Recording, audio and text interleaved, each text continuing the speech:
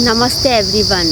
तो आज हम लोग बात करेंगे कि क्षमा क्या होती है। क्षमा क्या होता है? माफ़ करना। तो हम लोग ईश्वर से क्षमा मांगते, तो हम कहेंगे कि हे प्रभु, मैं क्षमा प्रार्थी हूँ। प्रार्थी मतलब कि मैं आपकी पार्थ हूँ, मैं आपसे क्षमा मांगती हूँ। हे ईश्वर, आपने मुझे सब कुछ दिया लेकिन मैं उसका टेक केयर नहीं कर पाई।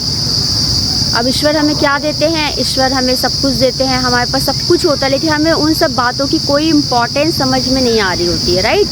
लेकिन जब चीज़ें छिनने लगती हैं, छिनने का मतलब है कि जब चीज़ें समाप्त होने लगती है। देखिए, कोई भी वस्तु है या कोई भी पदार्थ है, कोई भी सामग्री है, तो वो 1 साल में, 6 महीने में, 1.5 साल में, 2 साल में जो है वो फिनिश हो जाती है, ठीक है।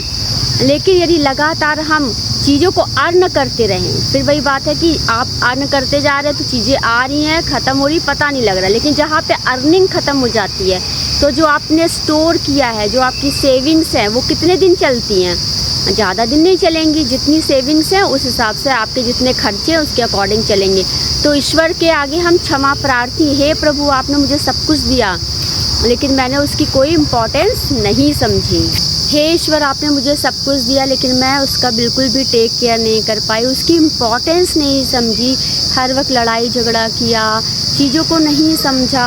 और देखिए, और आज क्या हुआ कि जब चीज़ें ख़त्म होने लग जा रही, तब वी रियलाइज दैट कि अरे now the things will going to be finished. अब इसमें फिनिश्ड में क्या है? फिनिश्ड में बहुत कुछ है। फिनिश्ड में आपका कोई भी सब्सटेंस आ सकता है। सब्सटेंस है आपके क्लोथ ले लीजिए, आपका घर ले लीजिए, आपकी रिलेशनशिप ले लीजिए। रिलेशनशिप में जब तक हम रहते हैं तब तक लड़ाई झगड़े करते रहते हैं, और जब रिलेशनशिप ख़त्म होने की आती है तब हम सोचते हैं कि अरे ये क्या हो गया। जब आप अकेले रहेंगे, जब आप अकेले बैठेंगे, अभी यहाँ देखिए ये गार्डन है, यहाँ गार्डन पे मैं अकेली बैठी हूँ। यदि कोई नहीं है तो मैं कितना लोनलीनेस फील कर रही हूँ, लग रहा कोई भी मेरे पास नहीं है।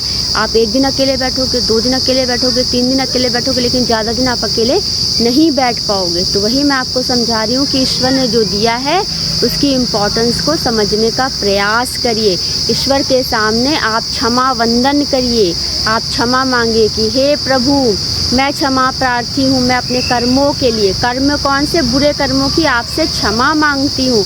अच्छे कर्म की वजह से मुझे आज इतना सब कुछ मिला, लेकिन जो मेरे बुरे कर्म हैं उसके लिए मुझे माफ़ कर दीजिए। Thank you everyone. नमस्ते एवरीवन।